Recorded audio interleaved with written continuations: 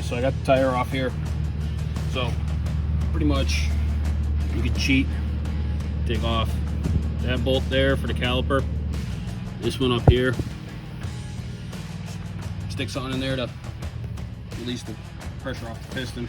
Mine doesn't have any pressure because the wheel bearing was walking so much.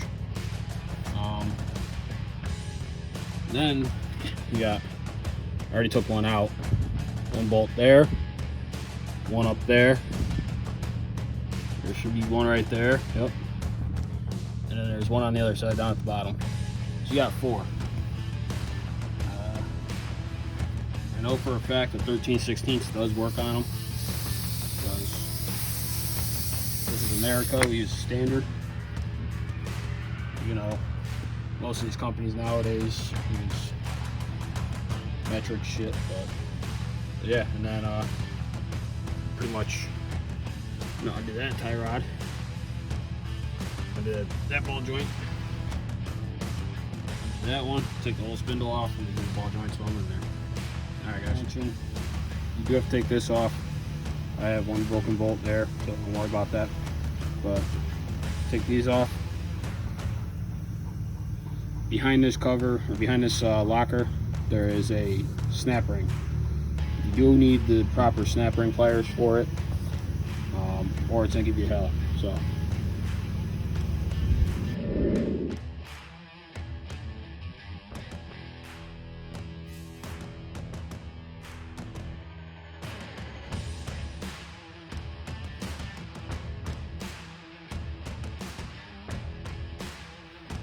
pretty much they're in.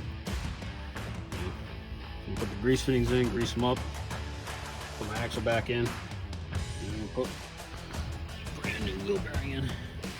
Let's see if I have anybody asking? Yes, it is a Timken. If you want the part number, there it is. Probably still made in China. So yeah, this is my album.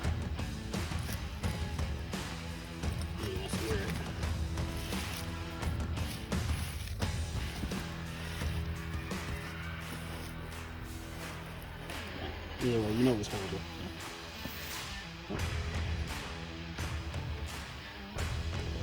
Yeah. Pretty much.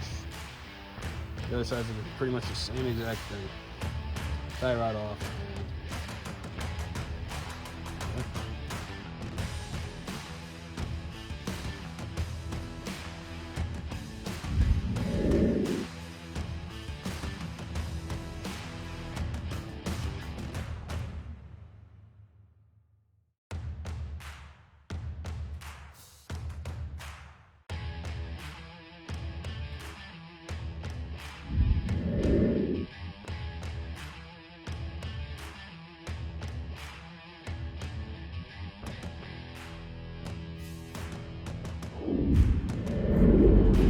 Hey guys, what's up? So, took some photos and some videos for you to show kind of how it works with removing the wheel bearing and tie rod.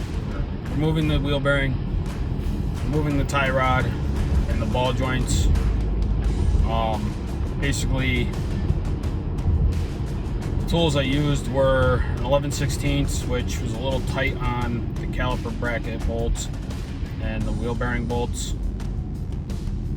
So it's probably I want to say 21 millimeter would work best. Don't hold me to that. My toolbox right now at my father's house is just standard wrenches, no metric. It's kind of what we grew up on.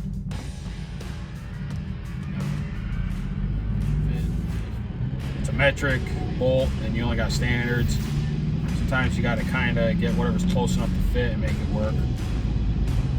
So with that said, you know, you're gonna need a pry bar, pretty decent size one. You don't need to go overkill on it. It's just to pop the pretty much the axle and the seal for the hub out.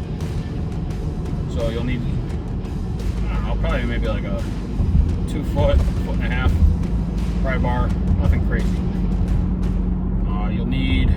snap plier rings, like I said, for behind your locker. When you take that off, there's a snap ring in there. Well, there should.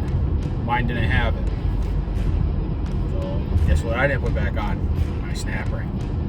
Don't care. It's your opinion if you want to do it or not. I'm not saying it's safe. I'm not saying it's the right way to do it. That's what I did. If you feel more comfortable doing it by putting one on or back on when you remove it, by all means do it. They put it there for a reason. I just didn't have one, and the new Timken bearing did not come with a new one, so I said fuck it, throw it back in there. If someone can give me an insight if that is really needed or not, that'd be great. I mean, it probably has something to do with the axle shifting more into the axle housing itself. It probably has something to do with that. If someone can give me some insight on that, I'm still trying to figure that one out. No one really tells me anything. They say, yeah, you need it, or fuck that thing. It's just an extra piece they put in there for you. Piss you off trying to take it back off. Well, yeah, it's a pain in the ass to take them off. I can't remember where I put it or what I did with it when I did the bearings like a year ago in the truck. I probably got pissed off at them and just said fuck them and throw them away. Who knows? But yeah, so you'll need a hammer, pry bar, 11/16, or I want to say it's a 21 millimeter, 1 5/16 wrench, 1 5/16 socket for the lower one. You can do it with a wrench, easier with a socket and a ratchet. It's just a lot quicker.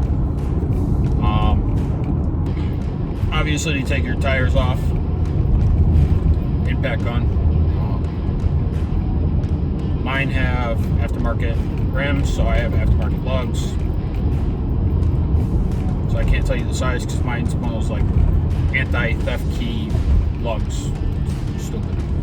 So if I lose my key, I'm fucked. I'd have to cut them all off or smash a bunch of sockets on them. With that being said, you'd also need so snap ring pliers, 11/16. Oh, you'd need an 8 millimeter. Either, sorry, yawned for a second. 8 millimeter for either a shallow 1/4 inch drive or a wrench. Either one will work to take off the bolts to hold down your ABS wire. I'm trying to think. I had to run out to go pick up formula for my son because he's on a special formula. Shit costs more than my freaking wheel bearings for 7 of them. Fucking ridiculous. But he needs it. I have no problem paying to get it to him. So,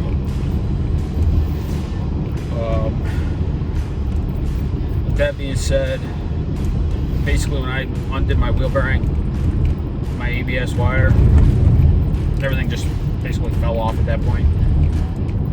Because I've done it so many times, I always put grease in there. I always lubricated it when I put them in. Grease here. Oh, there's a O-ring on your new hub.